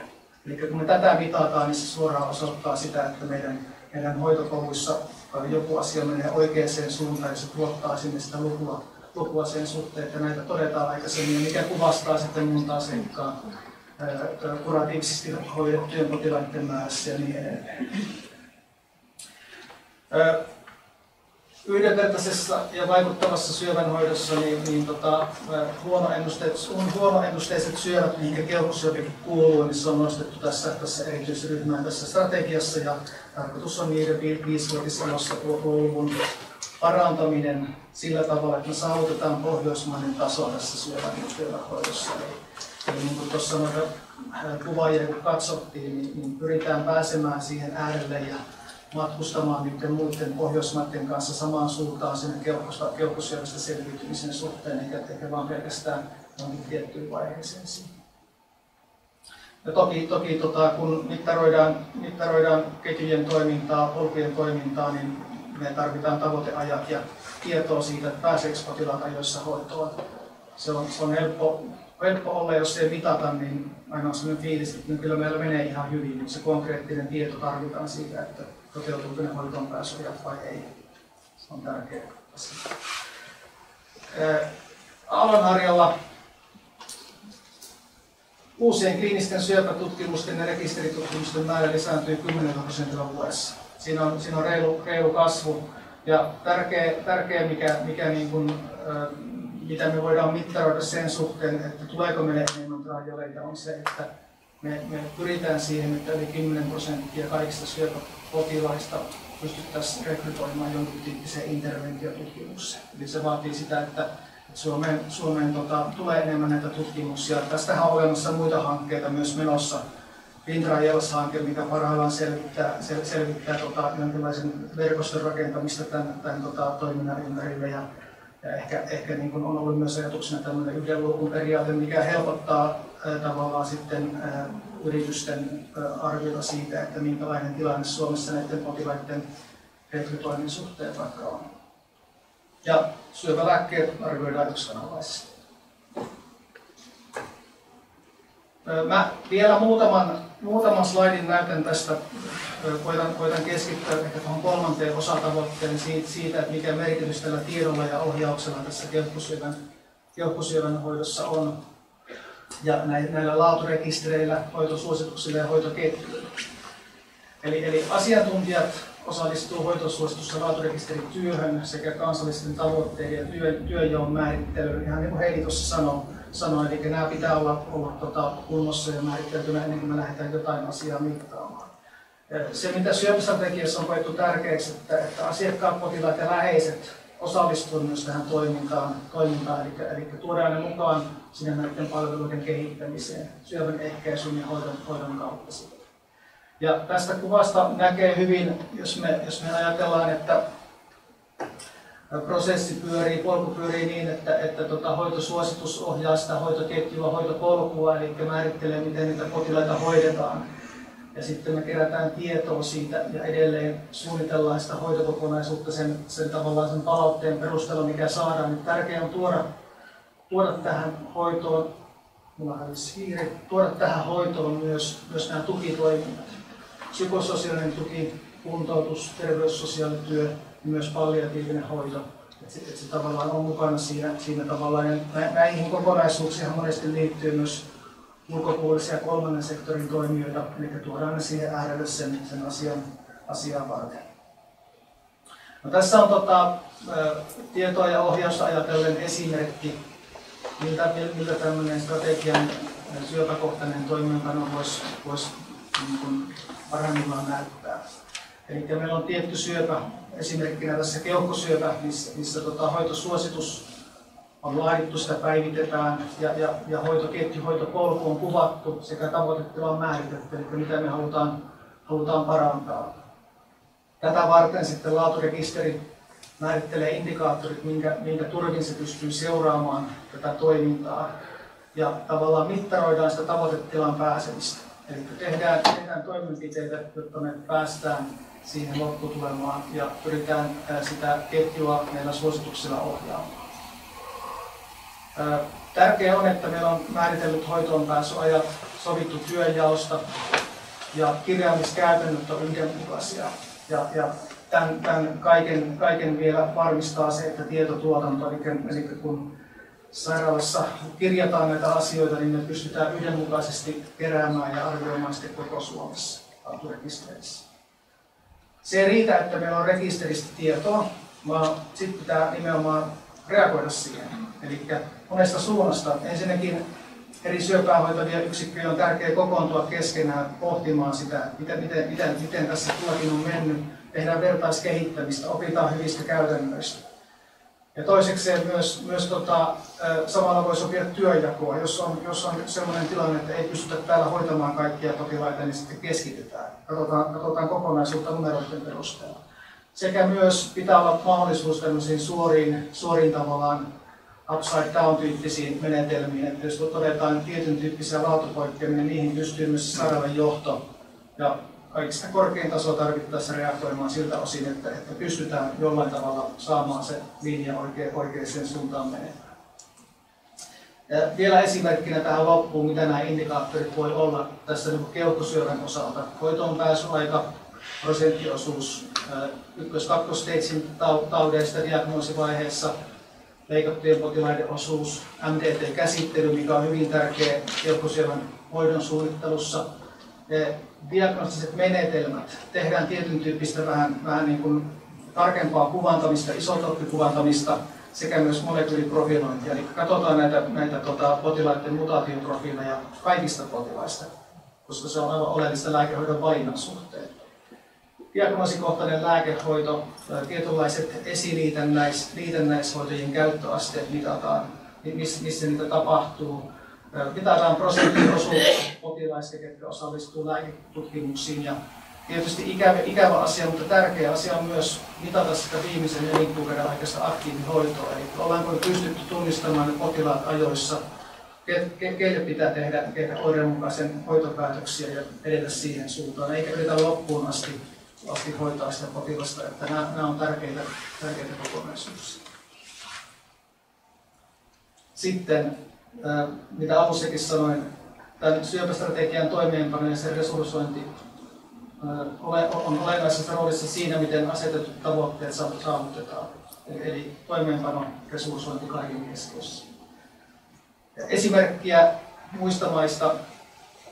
Meillä on naapurimaissa valmistunut syöpästrategioita tässä niin kuin sieniä sateella ja ollaan mukavaan aikaa itsekin näiden osalta liikenteessä. Jos vertaa tätä meidän strategiaa niin kuin kokonaisuutena tavoitteiden, osatavoitteiden ja toimenpiteiden osalta, niin aika pitkälti samalla suoralla ollaan. Se mikä keskustelu alkakoon nyt jatkossa sen suhteen, että minkälainen toimeenpano tähän saadaan rakennettua ja minkälainen rahoitus tähän saadaan tuotua. Eli naapurimaiden mallissa tähän on tietyllä tavalla varattu tämän toimeenpanoon hyvinkin huomattavia summia. Ja se on se karu tosiasia, että nämä seikat tulee olemaan ratkaisevassa roolissa myös täällä Suomessakin, että miten me saadaan tätä strategiaa sitten jatkossa edistettyä. Toivottavasti seuraavaa hallitusohjelmaa myöten täällä painetaan. Kansallinen syöpäfoorumi 10.11. Täällä ensi viikolla julkaistaan syöpästrategiaa ja keskustellaan lisää ja varmaan paljon täälläkin tutkia on tänne tulossa, eli siellä keskustelu jatkuu. Siellä mennään yksityiskohtaisemmin tähän strategian sisältöön vielä ja on tosiaankin nähtävissä myös striimattuna tämä tapahtuma. Kiitoksia kaikille.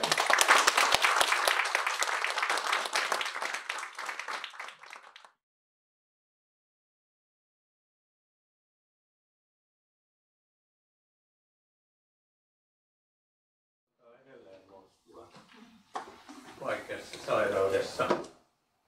Ja nyt tietysti tämä rahoitusasia tuli tässä taas keskeisenä esille. Ei pystytä toteuttamaan strategiaa, jos ei ole tarvittavia resursseja. Tämä on tärkeä asia muistaa.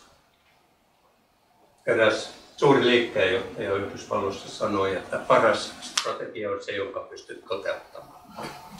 Näinhän se on. Hyvä. Kiitos. Kiitoksia. Nyt meillä on potilaan puheenvuoro.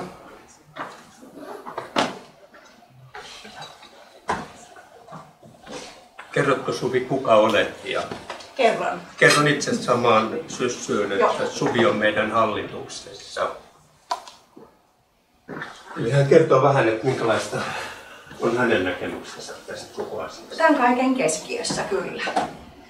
Kiitos asiantuntijoille erittäin mielenkiintoisista puheenvuoroista. Oma puheenvuoroni perustuu kokemukseen ja puhun ihan omasta näkökulmastani. Ja olen Suvi Radin.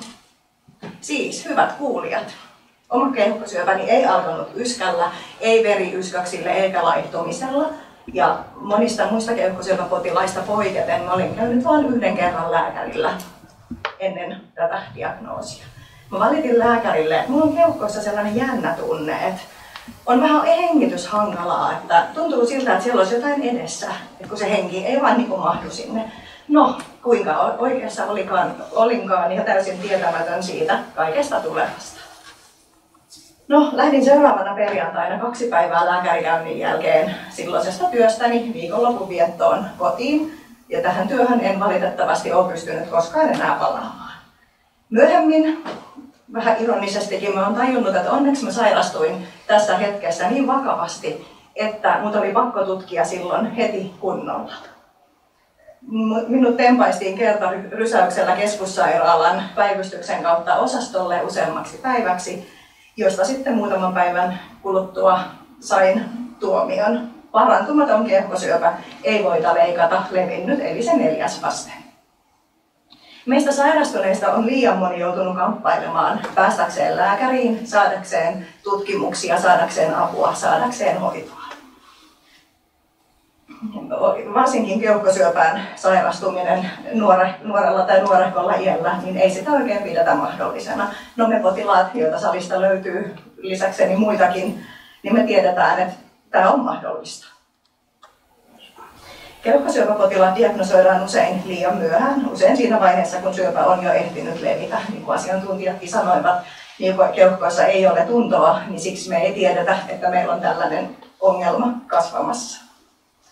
Moni potilas on onnekseen saanut diagnoosinsa ajoissa sattuman kautta, kun he on jonkun muun asian takia päässyt kuvantamiseen, josta on sitten sattumalöydöksenä löytynyt keuhkosyöpä, jolloin se ei ole ehtinyt levitä ja se on vielä leikattavissa. No, syöpädiagnoosin jälkeen luonnollisesti koko elämä mullistuu.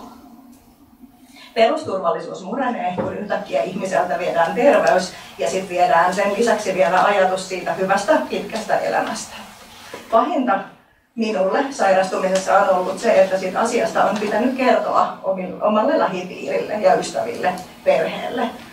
Se että joutuu romahduttamaan myös näiden ihmisten maailman kertomalla nämä surkeat uutiset. Ja sitten kun he tajuaa sen, että tilanne ei ole hyvä, se on minusta pahinta. No, työikäisenä syöpäpotilaana koin sairauslomalla turhautumista siitä, että ystävät oli kaikki luonnollisesti työssä silloin, kun mä olin sairauslomalla. Päivät oli pitkiä ja yhtäkkinen putoaminen pois omasta arjesta ja työyhteisöstä oli rankka muutos. Ja ihan ensimmäisellä syöpälääkärin vastaanotolla minulle tarjottiin eläkepapereita, joita siinä vaiheessa en missään tapauksessa suostunut ottamaan vastaan, kun työura oli jotakuinkin puolessa välissä ja puolet olisi vielä edessä. Niin ajattelin silloin, että jos nyt lyödään eläkepaperit käteen, niin se olisi välitön luovutus ennen kuin hoidot on alkanut. Siksi kieltäydyin. No, itselleni paluu työelämään oli koko ajan tärkeä merkkipaalu. Oikealla ja toimivalla lääkityksellä olen onnekseni saanut hyvän voinnin, vointini on kohentunut ja puolen vuoden päästä olin sitten palaamassa työelämään. En toki siihen entiseen työhön, mutta työnantajan mahdollistamilla moninaisilla keinoilla olen nyt työelämässä ja työnantaja hyötyy siitä, että olen mukana koulutusta ja kokemusta vastaavassa työssä. No, yhteiskunnan on tuettava keuhkosyöpään sairastunutta tarjoamassa parasta olemassa olevaa hoitoa juuri hänelle. Meissä työikäisissä on valtava potentiaali tietoa, asiantuntemusta ja kokemusta, jota me olemme ehtineet työelämässä kartuttaa. Työyhteisö tarjoaa minulle myös paikan, jossa mä en ole potilas. Tätä on parhaimmillaan paikka, jossa voit olla turvassa siltä sairaudelta. Teet jotain ihan muuta. Elämä parantumattoman keuhkosyövän kanssa voi olla hyvää elämää. Jokaisella potilaalla tulee olla saatavilla se hoito, joka on juuri hänen sairauteensa paras vaihtoehto. Ja riippumatta siitä, että onko hoito ensilinjaa vai onko jotain muita vaihtoehtoja jo kokeiltu. Uudet lääkevalmisteet tulee ottaa Suomessa käyttöön, jos ja kun niitä tulee markkinoille. Me keuhkosyöpäpotilaat haluamme olla mukana tukemassa Suomen hoitotulosten parantumista. Haluamme kannatella toinen toistamme selviytymään ja elämään tämän sairauden kanssa mahdollisimman hyvin ja mahdollisimman pitkään jokaiselle parhaiten sopivin järjestelyin ja valinnoin. Potilaat Suomessa ansaitsevat yhtä hyvät hoitotulokset kuin muuallakin Pohjoismaissa. Keuhkosyöpään voi sairastua kuka vain, jolla on keuhkot, joten asia on meidän jokaisen yhteinen. Kiitos.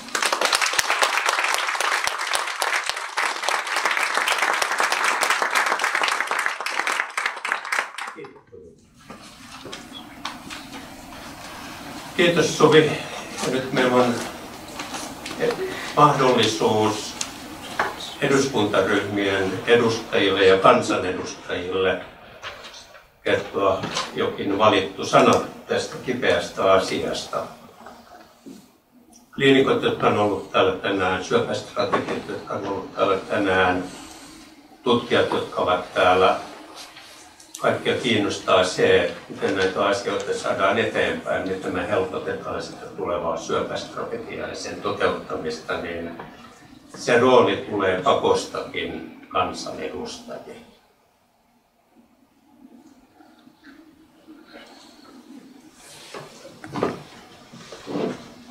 Tämä toimii varmasti. Kiitoksia. Jos aloitan, Miela jo siis sosiaali- ja terveysvaliokunnan varapuheenjohtaja kokoomuksen ryhmästä. Ja kiitokset erinomaisista luennoista, mitä täällä ollaan kuultu, ja kokemusasiantuntijalle. Ja itse asiassa tämä tulee itseäänkin hyvin lähelle, että mun hyvä ystävä kuoli vuosi sitten levinneeseen keuhkosyöpään. Ja tässä kävi juuri ne kaikki asiat, mitä kerrottiin. Viivästynyt diagnoosi. Hän oli hyvässä kunnossa, mutta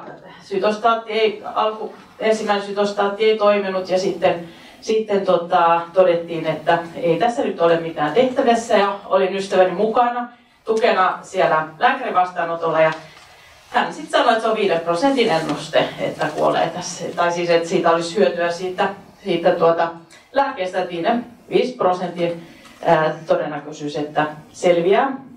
Ja sitten kysyin, että olisiko nyt mitään tutkimuksia tai muuta, jota voisi ajatella, niin sitten hän sanoi, että no joo, onhan sitä mahdollista näitä geenejäkin selvittää. Ja sitten hänelle tehtiin se geenitestaus ja sieltä Sitten löytyi semmoinen mutaatio, jossa ei löydy nyt näitä kaupallisia valmisteita, mutta oli semmoinen tutkimus menossa nimenomaan rintasyövässä, jossa oli tämä sama mutaatio, jossa rintasyöpään tätä samaa lääkettä käytetään. Ja hän sai sen lääkkeen, mutta valitettavasti hän ehti saada sitä ja se näytti tehovan, mutta sitten hän joutui sairaalaan ja koska se oli tutkimuslääke, niin se sitten otettiin sairaalassa olla aikana ja sitten hän valitettavasti menehtyi siihen syöpään sitten hyvin pian sen jälkeen, mutta hän oli siitä erittäin kiitollinen, että hän sai sitä lääkettä, hän oli mahdollisuus sitä saada.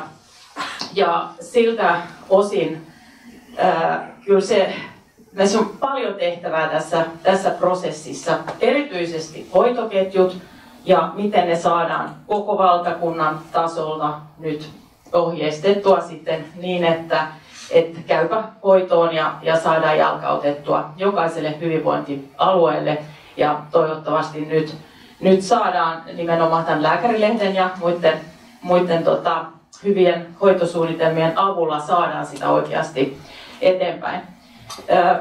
No sitten oli tämä lääkeasia, mistä täällä hyviä kertomuksia ja tämähän on tiedossa oleva ja tosi haastava kokonaisuus. Me tiedetään kaikki poliitikotkin, että tälle asialle pitää tehdä jotain ja tästä on itse asiassa hallitusohjelmakirjauskin olemassa, että tätä selkiytetään tätä sun kautta tehtäviä sairaalalääkkeiden osalta. Ja tässä pitää nyt vaan painaa STM:n suuntaan, että tässä pitää saada myöskin konkreettisia esityksiä tämän hallituskauden aikana vielä. No sitten vielä näihin lääketutkimuksiin. Nyt on toisiolaki käsittelyssä eduskunnassa ja saadaan se tässä ihan lähiaikoina. Varmasti kun se on budjettilaki, niin vietyy eteenpäin, mikä helpottaa näitä kliinisiä lääketutkimuksia ja se on ensiarvoisen tietenkin tärkeää. Ja sitten näihin laaturekistereihin vielä. Sari Sarkomaa on tehnyt ansiokasta työtä laaturekistereiden edistämiseksi ja se on ollut meillä kaikilla tärkeä edistämiskohde ja tässä tietenkin sillä on tosi merkitys erityisesti näissä syövissä, että me saadaan sitä tietoa ja hoitotuloksia ja tarvitaan julkisuutta, tarvitaan avoimuutta hoitotuloksista eri alueilla, myöskin hoitoon pääsystä. Avoimuus parantaa ja kirittää myöskin hoidon pääsyä ja hoidon saatavuutta ja tältä osin myöskin katseet sinne THL:ään, että THL oikeasti myöskin nyt pitää kiinni niistä laaturekistereistä ja priorisoi omissa kohteissaansa myöskin, vaikka joka paikkaan nyt tietenkin myöskin jotain sopeutuksia tulee, mutta laaturekistereistä on pidettävä kiinni. Mutta kiitoksia kaikille, mä annan puheenvuorot seuraaville, niin ehditään tässä ajassa. Kiitos paljon.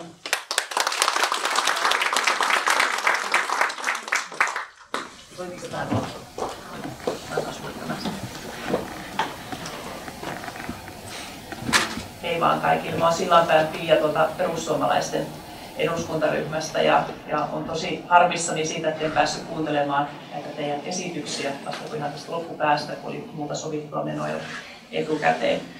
Mä oon ollut 2,5 vuotta nyt täällä eduskunnassa ja aikaisemmassa työssäni olin kätilönä tuolla Kokkolassa ja meillä Kokkolassa on se meidän synnäri sellainen, että siellä on kaikki yhdessä myös naisten tautipotilaat.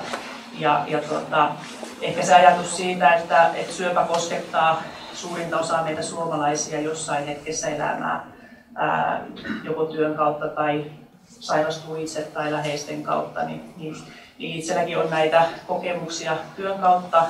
Ja lisäksi olen oman äitini menettänyt rintasyöpälle 14 vuotta sitten.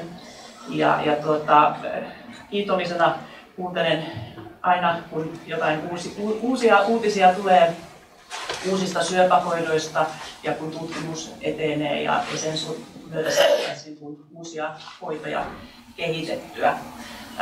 Sitten mä mietin tässä, että meidän päättäjien osalta niin varmaan muutama asia on sellainen, mitä me varsinkin voidaan edistää, niin se, että terveysviranomaisilla on riittävät resurssit tiedottamiseen elintavoista, jotta me voitaisiin ennaltaehkäistä niitä syöpiä, mitä nyt pystyy elintavoilla ehkäisemään. Ja niin keuhkosyövän osalta varmaan se tupakointi on se yksi asia, mistä todella on vuosikymmenet tiedotettu ja ehkä saatu osa syövistä ehkäistyä sillä, mutta ei toki kaikkia. Lisäksi tämä hoitoon pääsy toisena, että me tiedetään, kun se omalle kohdalle sattuu se oire ja sen seurauksena syövän toteaminen niin joko itselle tai läheiselle, niin se ensimmäinen ajatus, että saisinhan hoitoa mahdollisimman pian ja tehokasta sellaista. Nythän meillä tämä yksi haaste on meidän julkisen talouden tilanteen kanssa tämä rahan puute, ja me joudutaan oikeasti miettimään tarkasti lähivuodet, että me tehdään ja satsataan vaan niihin vaikuttaviin hoitoihin kaikista eniten, mistä on sitä suurinta hyötyä, koska rahat ei riitä ihan kaikkeen. Mä vielä mietin sitä, että mitä mä voisin sanoa tässä jotain muuta, mitä muut ei sano, niin haluaisin nostaa tämän ravitsemuksen mukaan teille asiantuntijoille varsinkin ja tietenkin kaikille potilaille läheisille, jotka tätä kokee, niin mun mielestä se on edelleen meillä Suomessa yksi sellainen asia, mikä me unohdetaan aivan liiaksi kaiken lääketieteellisen hoidon rinnalla. Se ravitsemus ja mitä kuulee syöpäpotilailta, jotka käy lääkärillä, niin osa kertoo, että heidät ohjattiin myös ravitsemusterapeutille miettimään sitä, että mikä olisi se paranemista tukeva ruokavalio siinä ohessa, vitamiinit ja näin päin pois. Ja osa kertoo, että he ei ole saanut lainkaan tällaista ohjausta. Tämä on oikeastaan inspiroituna, en malta olla mainitsematta yhtä tämmöistä julkisuuden henkilöä kuin Karita Aaltonen, joka on parantunut tästä erittäin vakavasta 4. asteen aivosyövästä. Ja hän aina korostaa sitä, että hän käytti kaikki mahdolliset hoidot hyväkseen, lääketieteen ja vaihtoehtoisiakin hoitoja, täydentäviä hoitoja, eli ravitsemuksen ja myös mielen voiman siinä parannumisprosessissa. Niin toivoisin, että tätä saataisiin tähän lääketieteen rinnalle myös lisää tulevaisuudessa. Kiitos.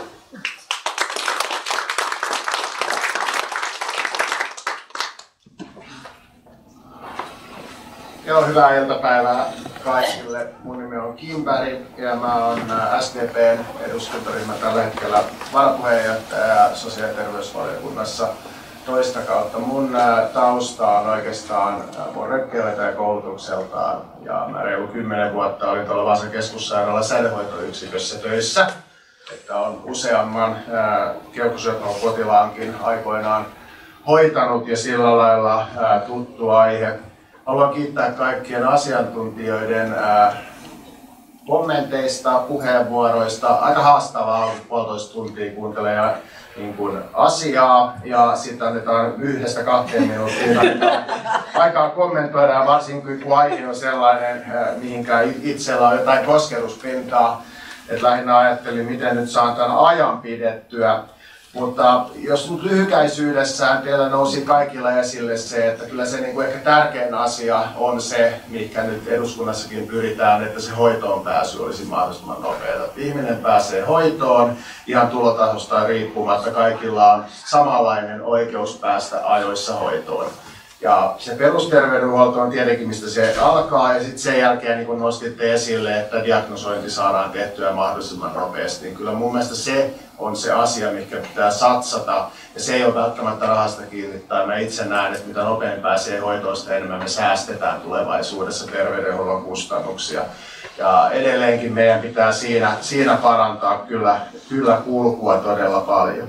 No sitten ennaltaehkäisevää hoitoa, mitä tulee tietenkin meidän politiikkojen toimenpiteisiin, niin meidän pitäisi tehdä tietenkin sellaista politiikkaa, ettei me ainakaan lisätä niitä syöpiä. Yleensä ottaen tietenkään keuhkosyöpää, mitkä liittyy tupakointiin, mutta on myös vähän huolissani myös tästä alkoholipolitiikasta tällä hetkellä, että mitkä se Suomessa on menossa.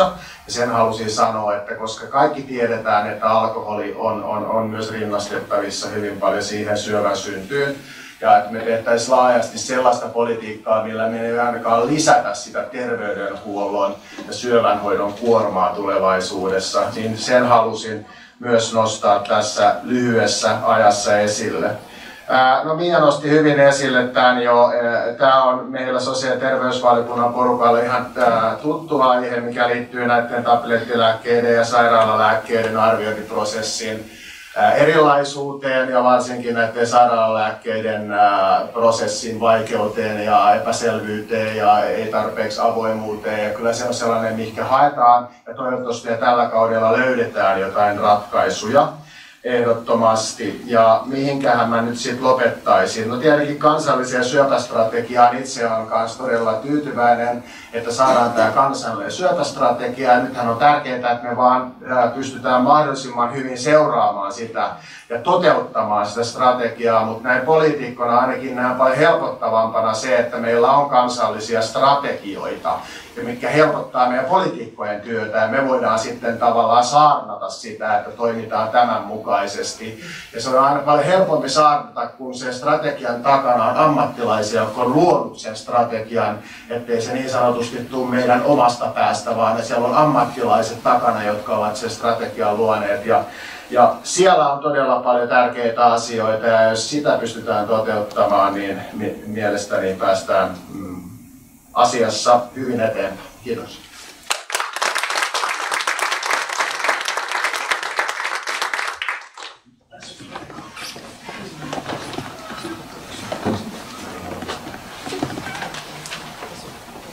Hyvää iltapäivää. Vesa Kallio, keskustan ensimmäisen kauden kansanedustaja Kaakkois-Suomen vaalipiiristä.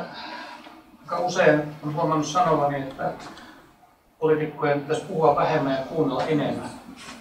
Ja tämä tilaisuus on kyllä toiminut siinä äärimmäisen hyvin. Itse olen agronomi. Löydän kyllä siitäkin yhtymäkohdan täällä käytyyn keskusteluun.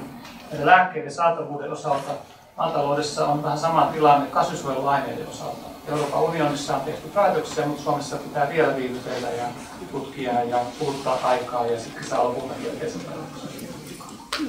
Eli tämä meidän yhteiskunta ei näytä toimivan monella muullakaan osa-alueella. Sen verran taustaa, täällä on todellakin aivan loistavasti, en yritä esittää minkäännäköistä asiantuntijaa, mutta on kokemusta sillä tavoin, että on aiemminkin vastaavissa tilaisuuksissa tuonut esille, että puoliso on keuhkolääkäri ja on myös palliatiivisella osastolla tällä hetkellä osastolääkärinä. Ja sitten kun hänen tutustui, niin hän on poika, joka täytti silloin 8 vuotta ja hänellä todettiin syöpä. Plus sitten siinä matkan varrella on muitakin tullut. Eli siinä mielessä aihe on läheinen ja sen takia haluan olla tässä syöpäverkostossa myös mukana ja tuoda tämän näkökulman tähän esille. No, täällä on monen kertaan tuotu tämä, että aikaisessa vaiheessa havaitaan ja myös on tuotu esille tämä, että perusterveydenhuollossa se kuvantaminen, se pystyttäisiin tekemään mahdollisimman nopeasti. Edelleen on tuotu tämä tupakointi esille, sitä ei tarvitse enää korostaa. Mutta siinäkin nähdään, että vaikka kuinka meillä on tiedotusta ja on lainsäädäntöä ja muuta, niin silti me ihmiset me ei aina välttämättä tahdota toimia niin, vaikka me kuinka tiedettäisiin, mikä olisi fiksua. Myös se on tuotu esille, että ei se tarvitse olla se tupakointi siellä taustalla. Se jos sattuu kohdalle, niin se tulee kohdalle. Sille ei niin kuin, sellainen, että syyllistetään jostain, mikä täällä uutena edustajana on huomannut, että politiikkaan kuuluu varsin tiivisti tämä syyllistäminen. Aivan kuin se nyt edistäisi jotain. En ole vielä törmännyt mihinkään asiaan. Ja yksi on tietysti tämmöinen, jota edelleen on vielä, on tämä asbestialtistus, joka on työperäistä, jota on edelleen niitäkin potilaita olemassa.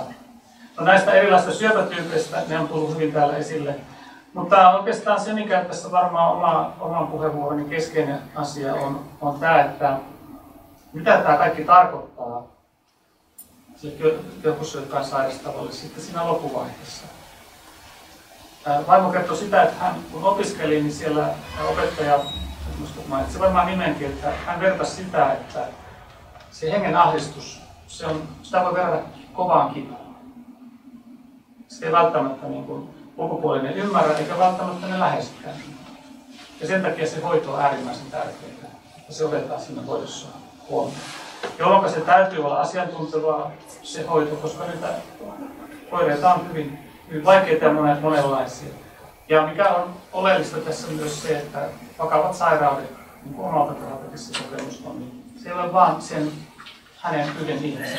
Se on koko perheen, se on kaikkien läheisten. Ja sen huomasi sen pienen pojan kohdalla, että kun hänellä ei ollut kipuja, niin hän meni siihen pienen lapsen moodiin. Hän unohti kaiken. Hän oli vain se pieni lapsen kanssa. Ja me vanhemmat monesti murehditaan vielä enemmän sitten sitä tilannetta.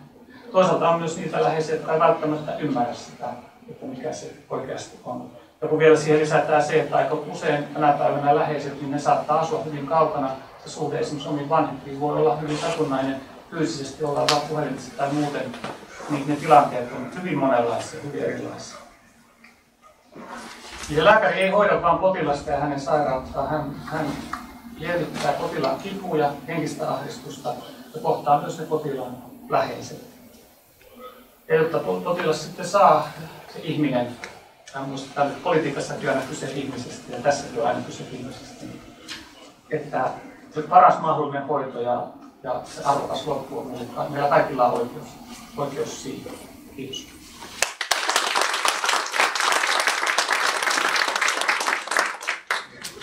Kiitos ja kiitos kaikille asiantuntijoille ja myös potilaalle, joka oli täällä.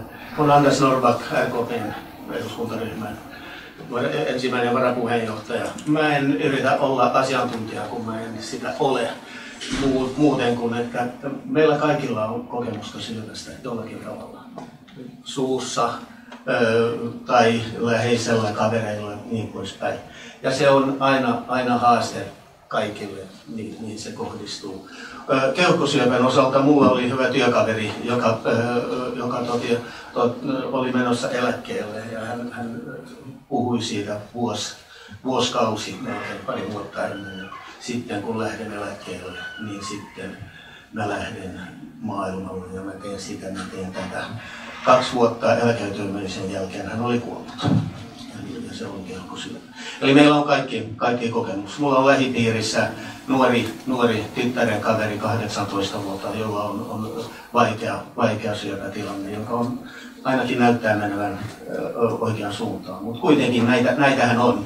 Mutta mä olen yrittänyt nyt tässä olla ei asiantuntija, vaan poliitikkona, että mikä on meidän tehtävä tässä, mikä on tullut esiin, mikä olisi meidän niin kuin haaste. Tässä on tullut mikä melkein jokainen edustaja tässä on nostanut, on tämä lääkeiden hyväksyntä ja tämä asia.